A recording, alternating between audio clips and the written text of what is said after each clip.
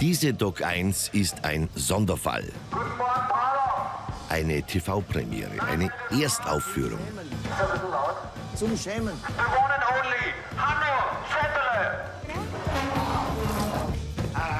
Heute gibt es für Sie eine Wundertüte an bunten Geschichten. Ja, Lisa, da werden wir die jetzt versenken.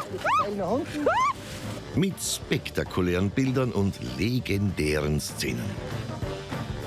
Ui, glatt wie ein Babyhintern. Interviews mit spannenden Aussagen Kiss my backside. und dramatischen Schauplätzen. So war das nicht geplant. Heute zeigen wir Ihnen unser wahres Ich. Und was sind die Wäscheklammern her? Wir sind perfekt vorbereitet. Super. Und noch vieles, vieles mehr. Darf ich das sagen? Geil. Schuld daran ist unsere Chefin. Hi Hanno, hi Lisa. Wir wollen etwas feiern. Und zwar euch. Wir haben übersehen, Doc 1 ist 10 Jahre.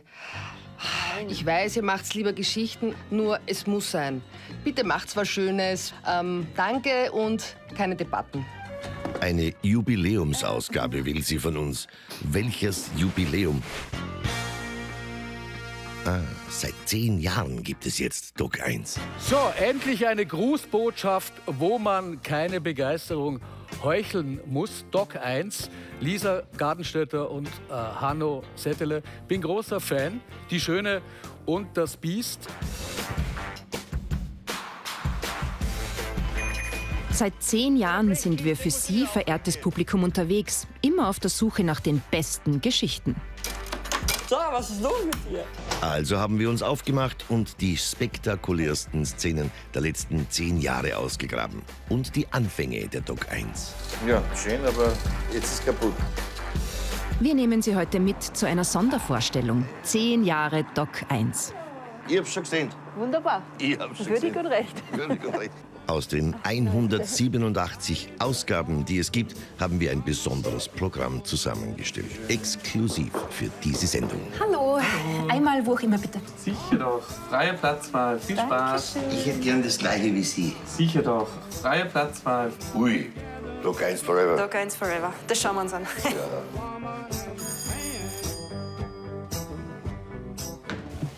Voll gut, Kino. Ein Kino nur für uns. Jedenfalls als erstes kommt der allererste Film von Doc 1, der ist jetzt genau vor 10 Jahren gemacht worden. Der hieß, da warst du noch nicht dabei. Nein, da war ich noch gar nicht dabei. Der hieß Unter Verdacht. Ich habe eine Engländerin, die eine echte Spionin war, die haben wir in der Sendung gehabt. Allererste Doc 1.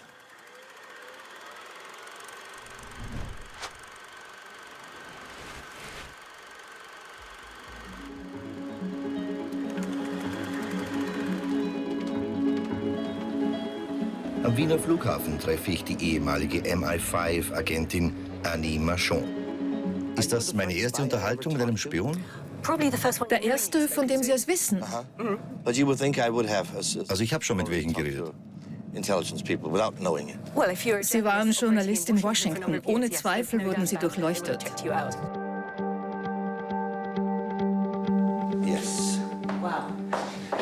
So, we've prepared Ja, wir haben da was vorbereitet. Ihr Leben, wie man sehen kann. Ist es uns gelungen? from what you see. Did we do a good job?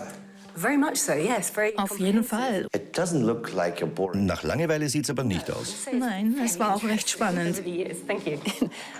Hanno, Ich weiß, was jetzt kommt.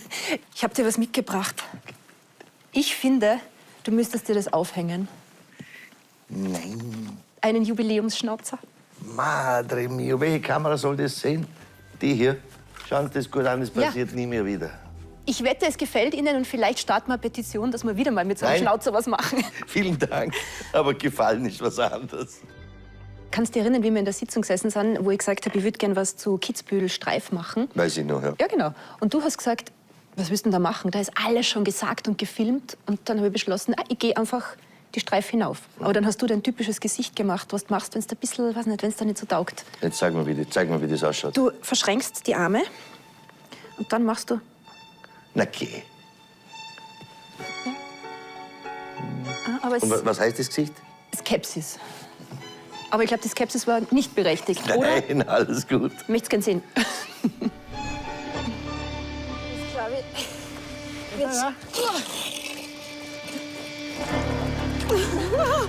Plötzlich greifen meine Spikes nicht mehr. Ich verliere den Halt. Ich habe keinen Halt mehr. Ja. Oh Gott. Was ist das? Mausefalle oder was ist das? Mausefalle, ja. Ich beginne zu rutschen. Panisch kralle ich mich fest. Ich komme nicht mehr weiter. Die berühmt-berüchtigte Mausefalle zeigt ihre Zähne. Jetzt einfach nach hinten runtersteigen. So wie wenn jetzt über Aber wo schau ich? eine Leiter. Zu dir? Zu mir. Trau dich. Jawohl. Da, Oh Gott, okay. da, jetzt geht das Seil nach unten. Scheiße, der linke Fuß eingehängt. Der Schnee ist einfach weggebrochen. Runtergehen, siehst du, jetzt hängst du schon. Und jetzt brauchst du einfach nur nach unten gehen. So fühlt es sich also an, gefangen in einer Gletscherspalte. So arg. So arg. Die Ruhephasen sind das Schlimmste. Während der Raum hergerichtet wird, muss ich warten. Auch jetzt, immer wieder habe ich einen Sekundenschlaf. Eigentlich ein Warnzeichen des Körpers. Chillig. Ja.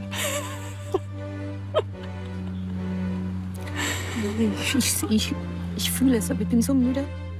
Kann ich das Interview mit Sonnenbrille machen? Journalistin sein ist spannend, aber wieso die Mausefalle hinauf? Wieso in dieses Gletscherdingsbums, wo es da den Kopf anregnet? Wieso? Ich finde es toll, wenn man dem Zusehenden zeigen kann, ihn mitnehmen zu Sachen, wo er vielleicht jetzt noch nicht so war. In einer Gletscherspalte ist man Gott sei Dank relativ Waren die selten. wenigsten, ja. Waren die wenigsten. Auch die Streif hinaufgehen machen die wenigsten. Und ich finde, es sollte immer so ein bisschen, selbst wenn das Thema nur so ernst oder dramatisch oder was auch immer ist, ein bisschen so ein spezieller Zugang sein. Oh, ja, vielen Dank. Danke. Ah, Popcorn, danke. Das ist ja wie, wirklich so wie, das wäre eine super Überleitung, Hanno. Popcorn, Kino, Schauspieler. Du bist mehr so der Schauspieler. Du kannst Schauspielen. Nein, Ich kann ich das ja kann nicht Schauspieler. so. Ja, aber du machst das ja immer wieder. Mir muss ich ja Warum? für die Rahmenhandlung. Für die Rahmenhandlung, okay.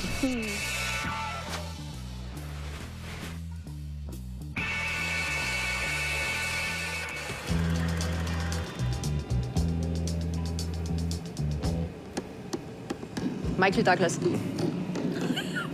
Die Brille. Du, die Brille war der Hammer. Das Auto habe ich nicht mehr. Wieso fährt der? Ja, sofort! Das gibt's doch nicht! Immer so runter! Ich bleib stoppen! Der steht schon 4 Stunden und das gibt's ja nicht!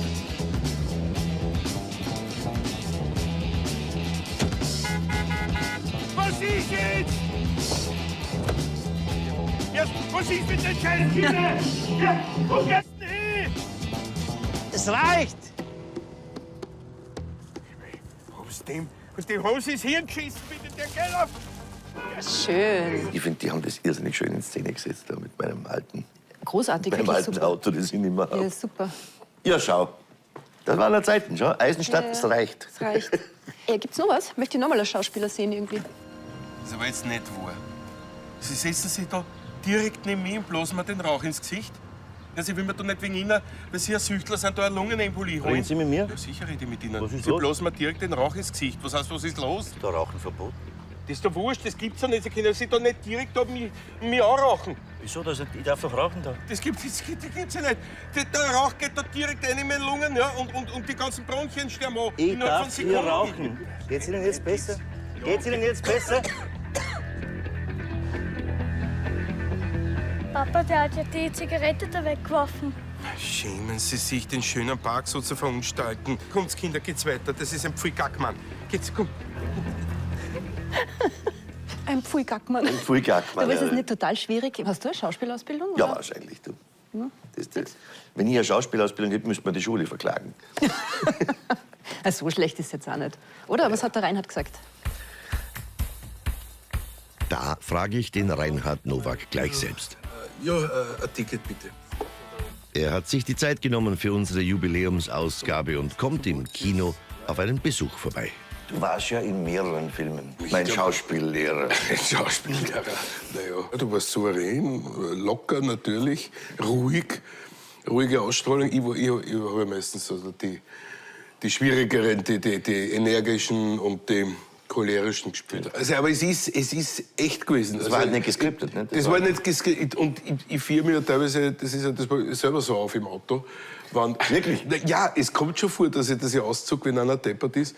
Weil es ist auch meistens sinnlos, weil das Fenster zu ist. Kannst du dich erinnern, bei der einen Szene, wo ich geraucht habe? Ja. Da hat uns dauernd jemand zugeschaut und der hat dich mächtig gestört. Und dann bist du rüber und hast ihn also höflich gebeten, dass er bitte jetzt weitergeht. Und der hat dann zu dir gesagt, ja, mach ich eh. Herr Thüringer. Da warst du sogar Schmächtig. Ja. Hast du das Gefühl, wir haben ja versucht, mit dir ein humorvolles Element einzubauen in eine Informationssendung. Hast du das Gefühl, dass es funktioniert? Wenn ich selber zuschaue, bin ich immer froh, wenn es was Unterhaltendes auch dabei gibt. Und ich glaube, dass die Leute lachen und sagen, ja, der Nowak, da schau ich jetzt weiter.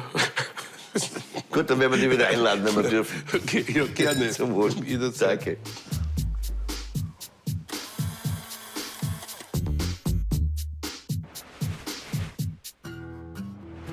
Liebe Lisa, lieber Hanno, ihr habt mit Tag 1 eine ganz spezielle Form des Erzählens gefunden. Ihr bietet den immer etwas anderen Blickwinkel. Es ist immer spannend und unkonventionell und ihr habt auf jeden Fall eine Marke für die ORF-Information geschaffen. Eine Tag-1-Folge mit Hanno Settele, die ich sehr gut in Erinnerung habe, hat geheißen Traumjob Influencer. Er hat das immer mit viel Selbstironie begleitet. Das ist Hanno Settele. Es war ein großes Vergnügen zuzuschauen. Aber wir haben nicht immer nur Humorgeschichten und dafür haben wir dich. Du hast dich gemeldet, in die Ukraine zu fahren, wo es ganz scharf auch war. Du wolltest es selber sehen. Natürlich, ich wollte es selber sehen. Und? Es war eine große Herausforderung. Also in dem Hotel sind wir angekommen. Das war ein Hotel, wo viele Journalisten waren. Und ich war eine Woche dort. Jeden Tag, am Tag und in der Nacht hat es Luftalarm gegeben. Und bei meinem Körper ist irgendwas passiert. Ich habe plötzlich keine Emotionen mehr gehabt. Aber ich denke mir, das wird so eine Überlebensstrategie sein im Krieg, dass man einfach alles, was du mit Emotionen zu tun hast, abschaltest. Weil sonst... Also es ist lächerlich, weil ich war eine Woche dort. Aber die Menschen, die das halt tagtäglich erleben... Trotzdem war es ein sehr emotionales Ding für mich.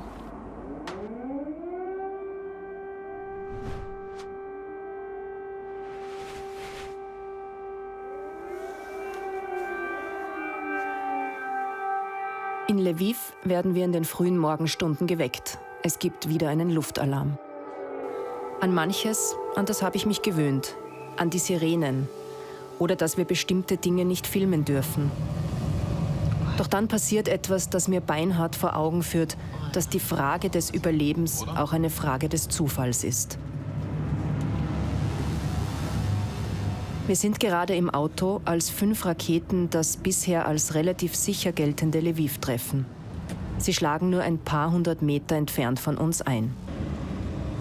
7 Zivilisten sind bei dem Angriff gestorben, 11 Menschen wurden verletzt.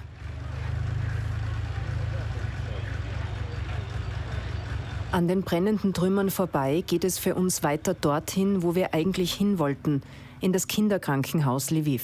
Wie gehen Sie denn hier im Krankenhaus um, wenn Fliegeralarm ist? Das muss für die Patienten sehr belastend sein und für Sie natürlich auch, oder? Die Menschen, die aus dem Osten kommen, haben sehr viel Angst. Wenn wir den Alarm hören, gehen wir mit allen Patienten, die sich bewegen können, in die unteren Stockwerke und in den Keller. Wer sich nicht gut bewegen kann, versucht, eine sichere Position einzunehmen.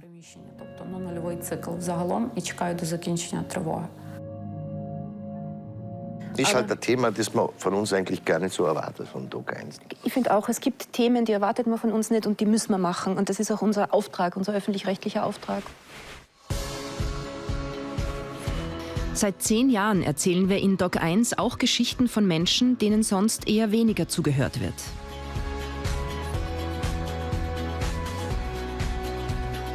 Wir begleiten sie in ihrem Alltag, hören zu, fragen nach und geben ihnen eine Stimme. Also wenn man nicht lesen und schreiben kann, fühlt man sich einfach verarscht. Wir wollen aber auch wissen, welche Themen Sie sich in Zukunft von uns in der Doc 1 wünschen. Also für die Doc 1 hätte ich mir wünschen, eine Sendung über Demenz. Kampfsport. Nachhaltigkeit. Wie Mathematik die Welt beeinflusst. Wie man technische Berufe oder technische Studiengänge Frauen leichter zugänglich machen kann. Verschwörungstheorien habe ich auch Sendungen gemacht. Es ist aber auch ein sehr heikles Thema, Verschwörungstheorien, oder? Hättest du mal meine Mailbox anschauen müssen, was da alles gekommen ist. Wirklich?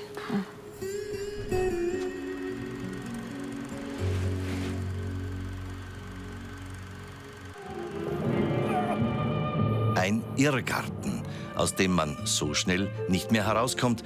Gerald war lange selbst in einem gefangen, aber zu meinem Glück kennt er mittlerweile den Ausgang. Wie schwer war es für dich, aus deinem Labyrinth herauszufinden? Das eigentliche Herausfinden war nicht so schwer, aber sich das eingestehen, dass man jetzt ein paar Jahre in einer Traumwelt gelebt hat, das war schwer. Was wäre passiert, wenn du es nicht geschafft hättest, wenn es dann nicht gelungen wäre, da wieder einen anderen Weg zu gehen? Ich glaube, dass ich beruflich weit nicht so erfolgreich geworden war, wie ich jetzt bin. Haus hätte man so nicht leisten können wahrscheinlich. Und die Langzeitfreundin und das Kind, ob das eine stabile Beziehung gewesen war, das weiß ich nicht. Ja, der Bruder, der schreit vor lauter Schmerz. Auch Gerald, der Aussteiger aus der Szene der Verschwörungstheoretiker, ist extra für uns nochmals aus Oberösterreich ins Filmcasino gekommen. Bei uns hat die Sendung über die Verschwörungstheorien sehr viel Feedback bekommen. Wie war es bei dir? Du warst ja ein tragender Teil als Aussteiger aus der Verschwörungsszene. Überwiegend positiv. Eigentlich nur so, du hast so viel Mut gebraucht. Nein, habe ich nicht. Das war für mich ganz klar, dass ich mich da hinstehe und meine Geschichte erzähle. Weil ich gemerkt habe, wenn man die Geschichte den Leuten erzählt, dann kommen alle daher und sagen, interessant, erzähl mir mehr, das interessiert mich. Wie ist es weitergegangen jetzt? Wieder zurück in der Szene oder was machst du? Im Prinzip habe ich mir dann überlegt, was kann ich mehr machen, als meine Geschichte erzählen. Ich habe dann ein Subreddit, also ein Unterforum auf Reddit eröffnet, wo sie Betroffene von Verschwörungstheorien, also in der Familie oder so, Beratung holen können, wo sie miteinander diskutieren können, was wäre am gescheitesten. Da sind mittlerweile 11.000 Mitglieder drin. 11.000? 11.000. Das ist aber etwas, mit dem man kein Geld verdient, oder? Das ist Nein, Zeit. das ist rein ehrenamtlicher. Aber im Prinzip hilft es die Leute schon viel, wenn sie sich mal den Frust vor der Seele schreiben können und merken, dass sie nicht allein sind.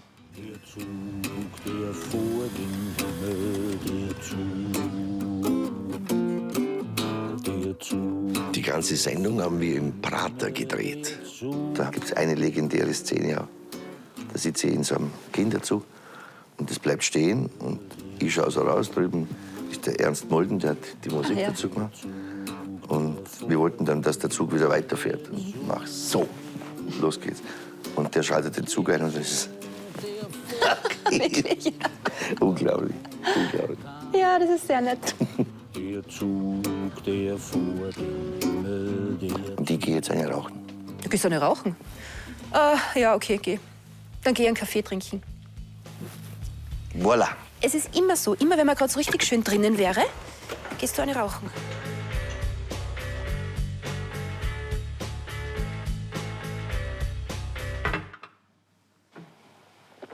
Der ist aber nicht übrig heiß, du. Der ist eher kalt. Kalt? Eher kalt. Einen kalten Kaffee hat die Maschine gemacht.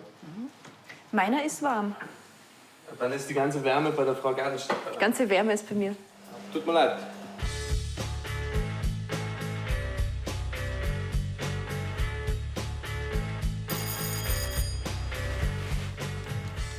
Liebe Lisa Gartenstädter, lieber Hanno Settele, ich wünsche euch noch viele, viele weitere Jahre. Behaltet euren Interviewstil vor allem bei, denn ihr seid diejenigen, die mit einer freundlichen Atmosphäre die Leute dazu bringen, viel mehr zu sagen, als sie vielleicht eigentlich wollten. Bei mir habt ihr das geschafft.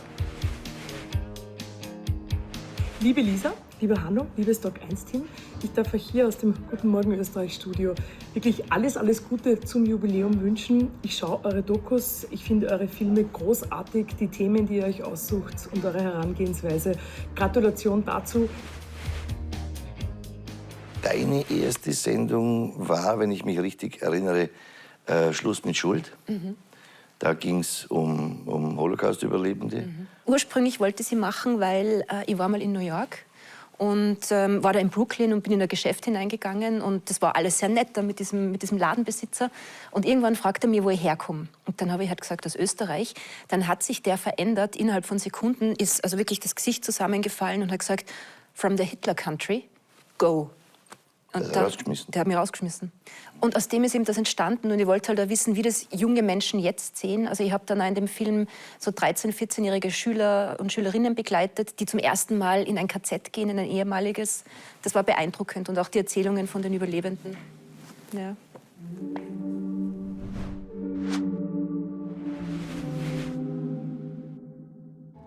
Was hat der Holocaust im Jahr 2018 tatsächlich noch mit mir, mit Ihnen zu tun? Vielleicht können mir Menschen eine Antwort geben, die den Horror der Nazis am eigenen Leib erlebt haben. Von der ganzen Familie ist meine Frau geblieben. Nicht einmal ein Onkel oder Tante, gar nichts. Komplett ausradiert. Ein Mensch kann leider so tief herunterfallen, dass er zu fast allem fähig wird. Aber wir wussten, wohin die fahren, ja? Nämlich in die Gaskammern. Ich möchte die Orte, von denen Aber, Esther und Jehuda erzählen, mit eigenen Augen sehen, um das alles noch besser verstehen zu können.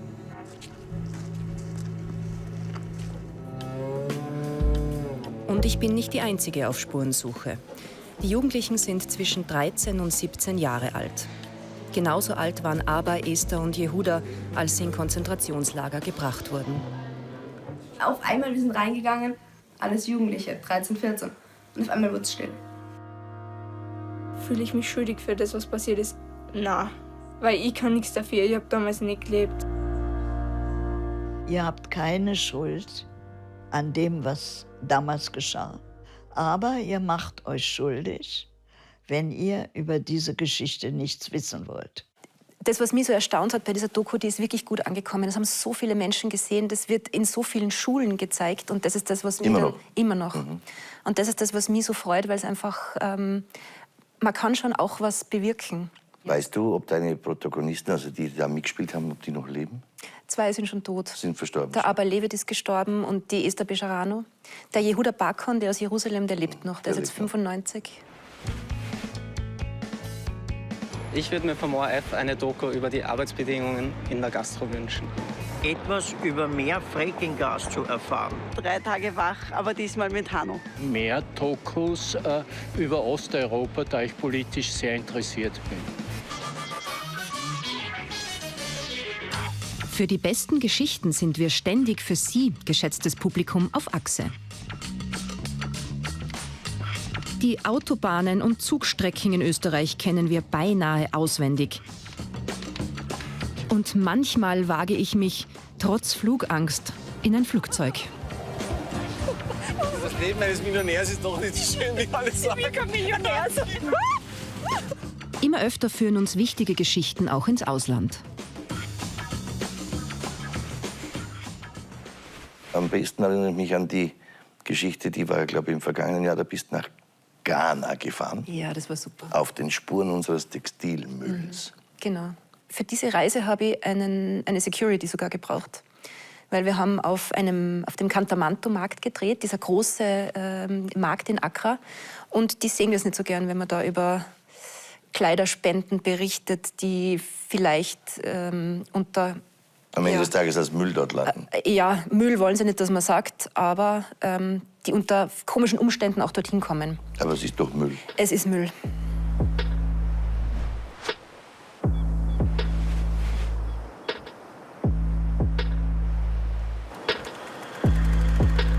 Es sind Bilder, die verstören. Millionen von Kleidungsstücken. Hat sie gestunken. Also grausig, ja. Zerrissen, dreckig, kaputt. Am Strand von Accra in Ghana.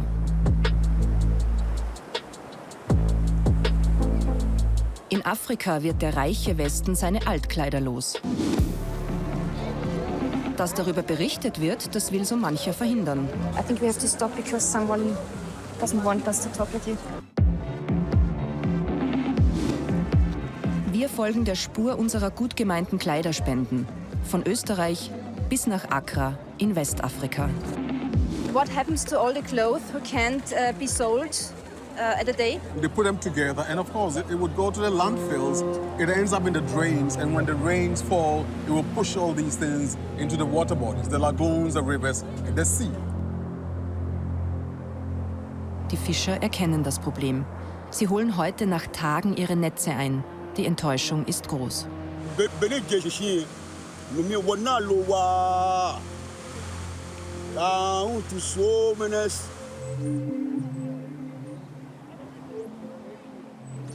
Hast du das so erwartet? So grausig? Na, wir haben ein Team vor Ort gehabt, das mit uns gedreht hat. Die wollten eigentlich gar nicht dorthin fahren, weil sie halt gesagt haben, wir haben so viele schöne Seiten in Ghana und jetzt müssen wir da zu diesem Strand fahren. Und die Bedrohung, hast du die gespürt oder hat man die dir nur mitgeteilt? Nein, ich habe es gespürt. Also ich war da gerade im Gespräch mit Becky, mit dieser Textilhändlerin. Dann sind 3 Männer dahergekommen und haben angefangen, auf unser Team irgendwie einzureden und herumzuschreien und auf die Kamera zu deuten. Ich bin dann gegangen und habe gesagt, okay, tu die Kamera hinunter, gehen wir. War eine der meistgesehenen Sendungen von dir. Das war sie. Deine meistgesehene, glaube ich, kann ich mich auch noch erinnern, Blackout, oder? Das war das Blackout. Das war, die heißen 7 Tage ohne Strom. Ja. Ja. Die Sendungsidee, die wir hatten, ist, ein junger Mann kommt aus Vorarlberg nach Wien und ich zeige ihm die Stadt, so ungefähr, da ist Westen, da ist Norden. Losgegangen ist es tatsächlich im Blumenrad am Prater.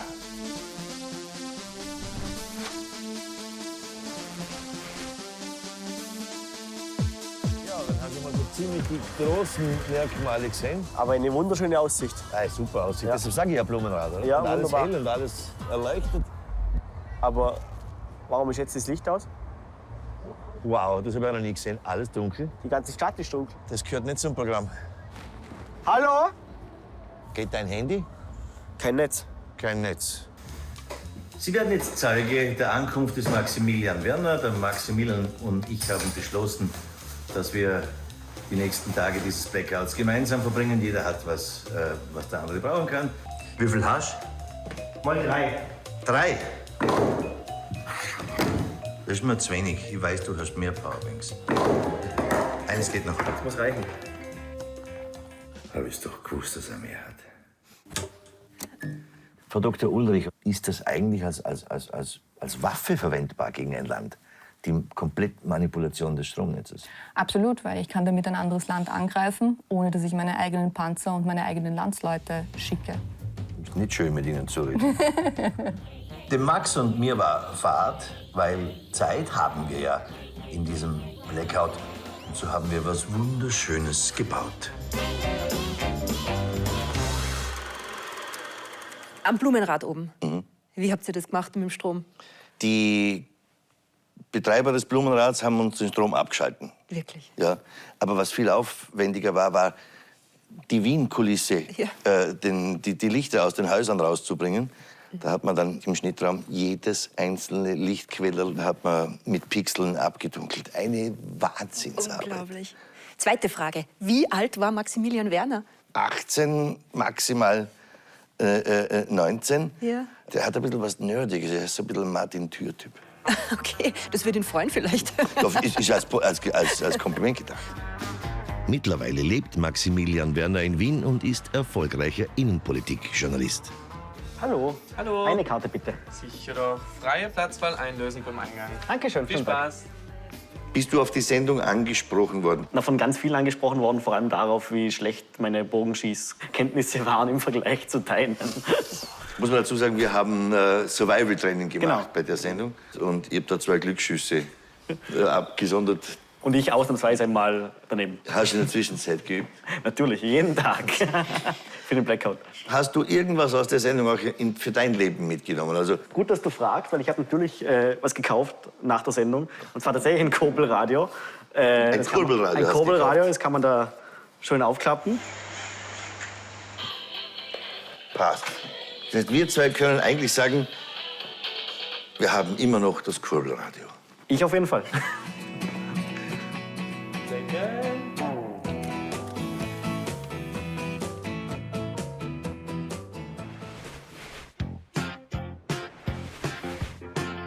Hundefutter mit der Post? Ja. Seit wann? Seit einem Jahr. Sehr gerne kümmern wir uns auch um ganz banale Dinge des Lebens. Zum Beispiel, wo ist mein Bakerl? Und was passiert mit dem ganzen Plastikmüll? Welche Lifehacks funktionieren wirklich und welche nicht? Wo finde ich die besten Schnäppchen und wer kauft den ganzen China-Ramsch? Ich würde mir einen Tag einwünschen über Berufe, die es vielleicht heutzutage nicht mehr gibt. Über die Arbeit, dass der Wert der Arbeit gegeben ist. Ich wünsche mir das Thema Investments. Und ich wünsche mir das Thema Finanzbildung. Ich würde mir sehr eine Dokumentation über die Sozialarbeit in Wien wünschen. Was sagst du? Ich könnte nicht nach einer Augenfarbe fragen. Nach meiner Augenfarbe, warum? Ja, weil es jetzt um die nächste Sendung geht. Bei den Rassisten? Das hat geheißen, sind wir Rassisten, der Test? Und die Blauäugigen werden diskriminiert und die Braunäugigen bevorzugt. Du glaubst es nicht, wie schnell es geht, dass wir uns alle beeinflussen lassen, dass wir anfangen, andere zu diskriminieren. Und dann war dieser Trainer da, der Jürgen Schlicher, und der war von Anfang an in seiner Rolle. Ich habe ihn angeschaut und ich habe mir gedacht, oh Gott, ich will sofort, ich weiß nicht, keine Ahnung, aber irgendwie, ich habe ein ungutes Gefühl, wenn ich ihn nur anschaue. Verströmt Furcht, der Mann. Verströmt Furcht und Autorität und wirklich, also eine, ich darf das Wort jetzt nicht sagen, Mentalität. Aber ja.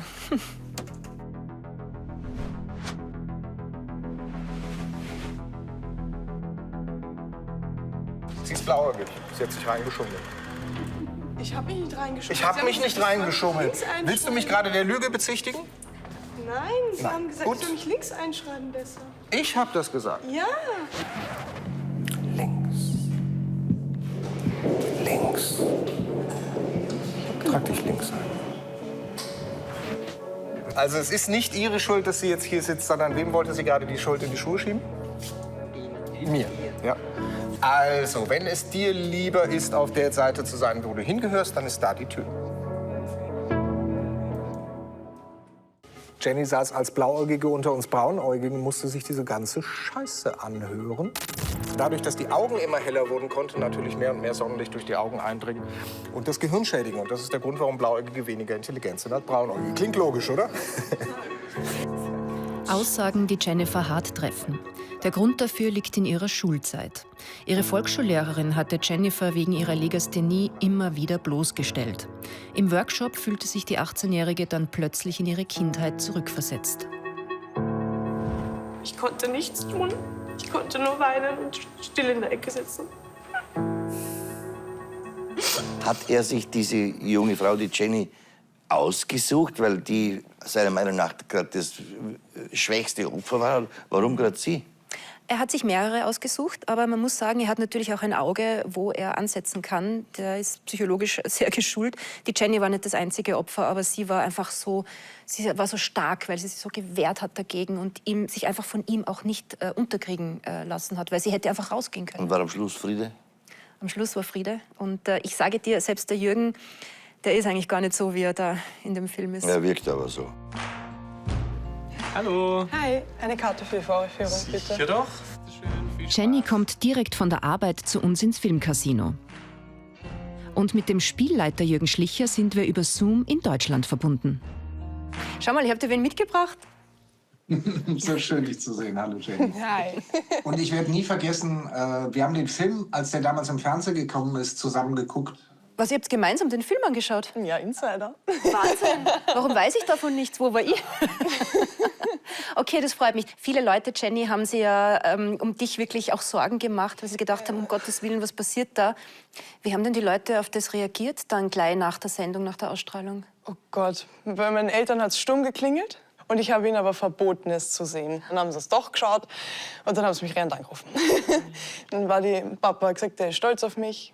Er ist stolz darauf, dass ich auch aus dem freien Stegreif heraus auch so reden kann. Mhm. Und einfach, dass ich das wirklich durchgezogen habe und mich nicht dazu herabgelassen hat, dass ich jetzt aufstehe und dem Jürgen einfach eine reinhau. Obwohl das Bedürfnis echt vorhanden war. Ja, das kann ich verstehen. Ja. Aber ich habe auch ganz viele Reaktionen bekommen von Menschen, die zugeschaut haben und die gesagt haben, Wahnsinn, was ist die Jenny für ein toller Mensch? Du warst 18 zu dem Zeitpunkt. Ja. Wie sie da reagiert hat, oder Jürgen? Ich glaube, dass wir das total unterschätzen, wie viel Stärke in Leuten steckt, die Diskriminierungserfahrungen machen. Gerade bei dem Format, man weiß ja immer nicht, was passiert. Und ich weiß noch sehr gut, dass ich so hinter den Kulissen mitgekriegt habe, dass es so viele Leute gab, die gesagt haben, wir müssen abbrechen, wir müssen abbrechen, wir müssen abbrechen. Ja, voll, da wurde ja diskutiert, weil ich habe raus müssen kurz. Ich habe raus müssen und bin dann 1-2 Mal ums Gebäude rumherum gegangen. Und da war ich wirklich am Limit. Da habe ich echt gekratzt, dass ich es mir jetzt verkneife. Das ist ja der Grund, warum wir den Workshop auch immer zu dritt machen.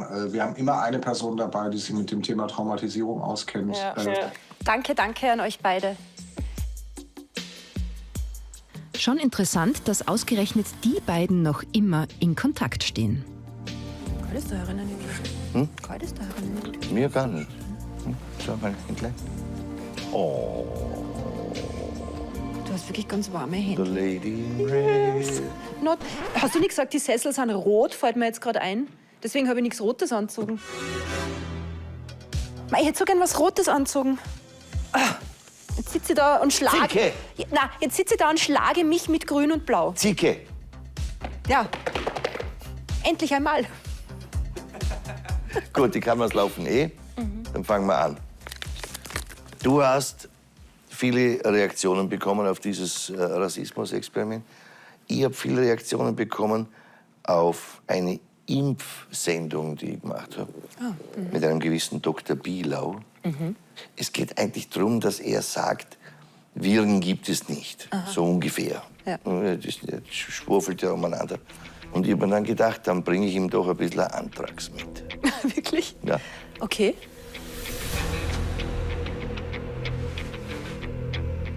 Ich glaube diesen ganzen Studien und Untersuchungen gar nichts. Und wenn wir wirklich krank würden von Bakterien und Viren, gäbe es uns nicht. Nie. Dann gäbe es gar nichts auf dem Planeten. Gut, dann bringe ich Ihnen jetzt, ich habe es nicht mit im Auto, aber ich frage Sie, ob Sie einverstanden sind, ein Milzbrandbakterium mit oder infiziere Sie mit HIV. Wären Sie einverstanden? Weil Sie werden ja nicht krank.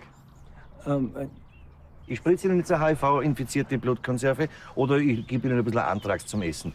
Das sind Bakterien und das andere ist Viren. Nach Ihrer Version wären Sie da ja resistent. Ich würde sagen, das ist eine Dummheit, wenn man sowas macht. Das ist genau das Gleiche wie eine Impfung. Die Frage ist, was mit Ihnen passiert. Nicht, Ich weiß es nicht. Ich weiß es nicht, was passiert. Sie wissen nicht, was passiert. Natürlich nicht. Also, ich selber habe auf der HIV-Station als Turnusarzt gearbeitet und ich habe überhaupt nie irgendeine Angst vor einer Ansteckung gehabt. Das Versagen unserer Immunologie hat nichts mit Viren und Bakterien zu tun, sondern das hat einzig zu tun, womit? Durch eine verkehrte Lebensführung und eine verkehrte Lebensanschauung. Jetzt sind wir wieder bei jeder ist seines Glückes Schmied. Jeder ist seines Unglücks eigener Schmied. Jetzt frage ich Sie noch einmal, wenn ich Ihnen ein Milzbrandbakterium bringe... Das interessiert mich überhaupt, das können Sie selber fressen. Da wären es dann wieder keusch mit sich selber. Aber anderen Leuten sagen Sie, das wäre bedeutungslos. Nein, wenn der Mensch Angst hat vor irgendeiner Erkrankung, dann empfehle ich ihm, er soll sich impfen lassen nach dem Hundebiss. Aber ich impfe ihn selber nicht. Jedes Mal, wenn ich mir das anschaue, ein Wahnsinn. Ja, wie seid ihr da auseinandergegangen? Wir nicht im Frieden. Ja, glaube ich. Am Anfang hat er mir noch eine E-Mail geschrieben, das war so ein bisschen, dass er es sportlich genommen hätte, aber dann hat er, glaube ich, auch viele negative Reaktionen auf dieses Interview bekommen. Und dann war man immer keine Freunde mehr. Mir ist nur wichtig zu sagen, das ist ein Interview aus der Vor-Corona-Zeit. Ja. Jetzt gibt es aber viele Kritiker an mir, die vermischen aber dauernd diese Sendungen, die vor Corona waren, mit Corona-Sendungen. Aber wer kritisiert die? Welche Kritiker? Auf alle möglichen Seiten. Einerseits die Impfgegner und auf der anderen Seite wiederum die Leute, die fürs Impfen sind. Weil ich habe nämlich eine weitere Sendung gemacht, die hieß Die verschwundene Seuche. Was wurde eigentlich aus Covid-19? Und die Leute sind dann so schnell in ihrem Urteil und sagen, das hätte ich behauptet, Covid-19 gibt's nicht mehr. Aber kränkt dir das? Also, oder wie gehst du damit um, wenn dich die Leute so angreifen? Wenn jemand sagt, sieh, da liegen sie falsch. Das ist so, freue ich mich, weil ich mache es nächstes Mal besser. Wenn ich aber merke, jemand hat einfach tief in seinem Herzen drin einen Zorn. Und in Zeiten von Social Media kommen da Worte, die nicht fernsehtauglich sind. Dann habe ich mich schon sehr geärgert. Mittlerweile, ich sage es euch allen, ich lese es nicht mehr. Tag 1, ja, das ist Lisa Gardenstädter und Hanno Settele. Ein kongeniales Duo, weil feine Klinge versus Brechstange. Also ohne dieses Duo möchte ich wirklich nicht mehr auskommen müssen. Liebe Lisa, lieber Hanno, Ich liebe ja eure unverwechselbar und so unterschiedliche Art, relevante Themen des Lebens aufzugreifen und uns zu ermöglichen, verschiedene Perspektiven zu erkennen. 10 Jahre Tag 1, Respekt. Langsam habe ich einen Hunger. Herr Thomas, Ja. ein Schnitzelsemmel bitte. Kommt ganz klar. Ich bin so enttäuscht von mir, ich habe einen Kuchen gebacken am Wochenende. Der Zampfer. Nein, ich wollte ihn mitnehmen, er ist so super geworden und ich habe ihn daheim vergessen. Ich habe einen Kuchen gebacken, ich habe ihn zu Hause Er vergessen. steht zu Hause. Das glaubt dir kein Mensch. Es ärgert mich selber, weil jetzt muss ich den essen. Oh, ich muss einen Kuchen essen. Mei. Oh. Du machst jetzt lustig über mich, weil ich diesen Kuchen vergessen habe. Aber hast du jemals in deinem Leben irgendwas für mich mitgebracht? Ich habe dir was mitgebracht. Ja. Ja, und zwar hat die Regie gesagt, ich soll mir eine Sendung von dir aussuchen, die mir besonders gut gefallen hat. Zu mir auch. Ja, eine Überraschungssendung. Jetzt habe ich es verstanden. Eine Überraschungssendung. Eine Überraschungssendung. Okay. Und zwar, da geht's um die 100-Jährigen. Du hast eine super Sendung gemacht. Über die Träume der 100-Jährigen. Ja. Die finde ich spitze, die Sendung. Danke.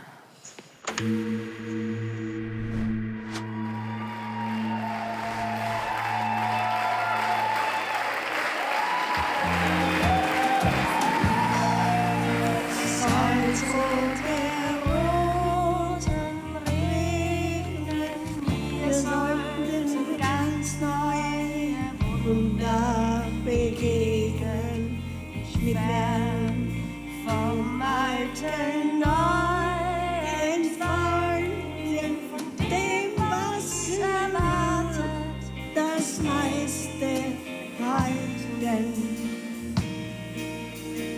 Ich will.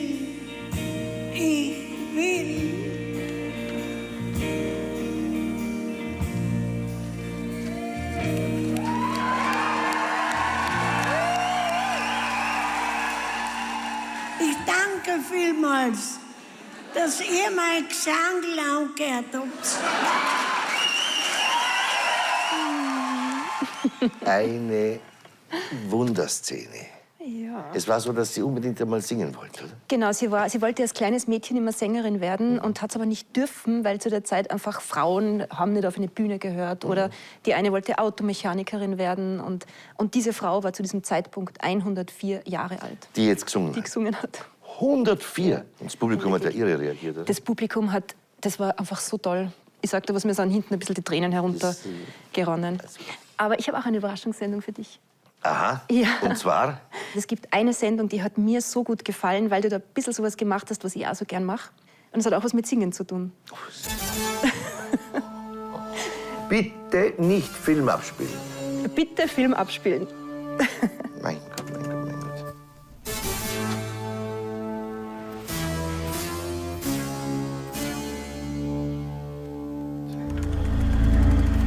Ja, Sasper. Ich habe noch nie vor Publikum gesungen. Ich bin also, wie Sie sich vielleicht vorstellen können, eher unentspannt. Alle Hände gehen nach oben für Hanno Settele! Na, grausam. Nein, das ist super. Grausam. Die Nacht ist voller Sterne, nicht jedes Glück liegt in der Ferne. Selbst in der dunkelsten Kaverne leuchtet keiner so wie wir. Jetzt, 2, 3, nur mit dir. Jetzt und hier. Auch wenn alle sagen, dass uns nichts verbindet. Nur mit dir. Jetzt und hier. Yay. Ist es schon vorbei? Es ist vorbei. Aber es ist so Ist großartig, es schon vorbei? Hanno. Was das mir nach der Sendung passiert ist, ich bin auf der Autobahn gefahren, Richtung Salzburg. Und dann habe ich so herumgeschalten und bleib bei Radio Salzburg hängen. Dann hat sich eine Frau dieses Lied gewünscht. Die hat angerufen. Meine Mutter lebt aber gar nicht mehr. Es war eine Salzburgerin. Aha. Hat angerufen, sie möchte gern von Hanno Settele nur mit dir. Hat die Frau ihre Telefonnummer hinterlassen? Ich würde ein Bouquet rote Rosen schicken. Nein, das halte der Wahnsinn, wenn man sich so sieht. Und wenn du dann da allein oben stehst und du hast keine Band und es läuft nur ein Tonband mit der Hintergrundmusik. Wahnsinn. Größten Respekt. Das habe ich mir echt leichter vorgestellt. Aber Ist das wirklich die letzte Szene in dem Film? Ja, nur Nein, mit das dir. kann ja nicht wahr sein. Oje, nur mit dir ein Leben lang. Und das alles jetzt und hier und nicht irgendwann. Vielleicht kann man der Regie sagen, dass sie irgendwas Versöhnlicheres spielen zum Abschluss. Wäre es möglich, dass wir wenigstens per Du wären? Nein, das wäre nicht möglich. In den vergangenen 10 Jahren haben wir mit hunderten Menschen gesprochen und ihnen zugehört. Wir haben auch sehr prominente Gäste gehabt. Und solche, die es noch werden wollen.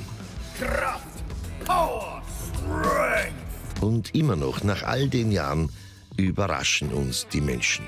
Wovor haben Sie Angst? Ratten. Ich weiß nicht, wie viele Sendungen wir schon gemacht haben. Viele. Ich meine, die Themen, was soll man denn noch? Was machen wir noch? Das kann ja nicht alles gewesen sein, oder? Na, ist es nicht. Na, dann ist es ja gut, dass wir Sie nach Ihren Wünschen für kommende Sendungen gefragt haben. Ich persönlich würde mir eine Tag 1 wünschen über Femizid tatsächlich. Lisa Gartenstädter in einem Wiener Kindergarten. Einen Tag lang. Mehr Sendungen, zum Beispiel, die mehr öffentlichen Raum thematisieren in der Stadt. Ich finde das interessant, wenn sich mal jemand mit den quasi Sozialabgaben beschäftigt, also halt wirklich mit den effektiven. Ich würde mir wünschen, dass wir darüber reden, wie wir als Gesellschaft wieder stärker zusammenwachsen. Gibt ja noch was zu tun. Ja. Aber jetzt gehen wir zuerst mal was trinken, oder? Arbeit getan, neue Arbeit Neue präsentiert. Arbeit gefunden. Gehen wir was trinken. Gehen wir was trinken.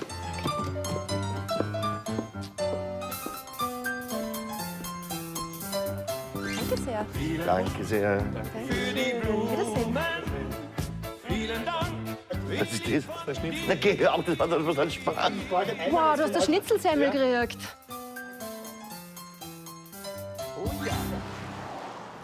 Die teilen wir uns. Halbe.